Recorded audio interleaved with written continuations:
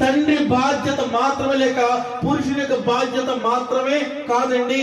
తల్లికి అనగా స్త్రీకి గొప్ప బాధ్యత ఇవ్వబడిందండి. దానిని గుర్తించండి. లేనిపోనివన్నీ నేర్పించేసి వారిని ఏదేదో ఎత్తులకు పై ఎత్తులు పెట్టేలాగిన తల్లులు మీ బిడ్డలకు అవి నేర్పకండి. ఎత్తులకు పై ఎత్తులు కాదు.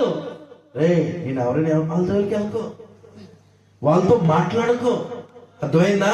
వాళ్ళు ఏమన్నా అడితే తినకే, వాళ్ళు ఏమన్నా ఏం నేర్పిస్తున్నావు పిల్లలకి? నేను తల్లుల కోసమే మాట్లాడుతున్నాను. తల్లులు ఈ విధానంలో లేరా అంటేను మొట్టమొదటి స్థానంలో ఉంది వీళ్ళే. వాళ్ళు ఏమన్నా సరే నువ్వు మాత్రం ప్రేమగా ఉండని ఏ తల్లి చెప్తుంది? ఎంతమంది తల్లులు చెప్తున్నారు? అట్టి జ్ఞానమును ఎంతమంది తల్లులు కలిగి ఉంటున్నారు? కుమారులు యెహోవా గురించి స్వాస్థ్యం అంటేనో దేవునికి ఎలాంటి స్వాస్థ్యం ఇవ్వాలనుకుంటున్నావు నీ బిడ్డలను? కుళ్ళు కుతంత్రాలతో నిండిపోయినటువంటి బిడ్డలు ఇస్తావా దేవునికి? దేవుడు అలాంటి వాడా? అలాంటి వాడిని స్వీకరించడానికి? అలాంటి స్వభావం కలిగినటువంటి వాడా దేవుడు అలాంటి వాడిని స్వీకరించడానికంటేనో? దేవుడు అలాంటి స్వభావం కలిగినటువంటి వాడు కాదు.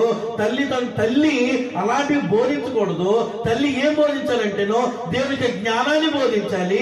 వారి యొక్క నడత శుద్ధి చేయబడేటువంటి విధానంలో దగ్గరుండి చూసుకోవాల్సిన బాధ్యత తల్లిది. ఆ గొప్ప భాగ్యము ఎవరికి ఇచ్చారు? తల్లికి ఇచ్చారు. తల్లులు వారికి గొప్ప భాగ్యం ఏంటో తెలుసా? డ్వాక్రాలో ప్రెసిడెంట్లు, స్త్రీల సమాజంలో హోదా. ఇవే దేనికి ఇవ్వట్లా?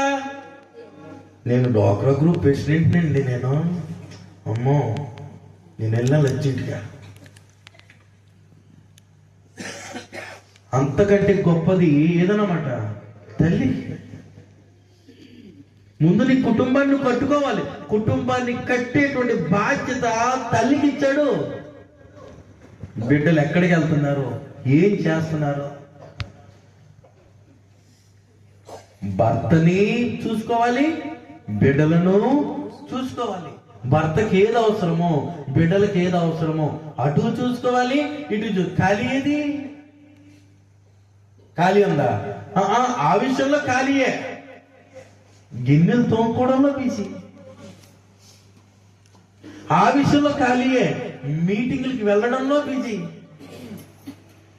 ఆ విషయంలో ఖాళీయే. బ్యాంకుల చుట్టూ తిరగడంలో వాటికి సంబంధించినటువంటి ప్రూఫ్లు, ఆధార్ కార్డులు, పాస్పోర్ట్ సైజ్ ఫోటోలు, పాన్ కార్డులు ఇలాంటివి ఇవ్వడంలో బిజీ.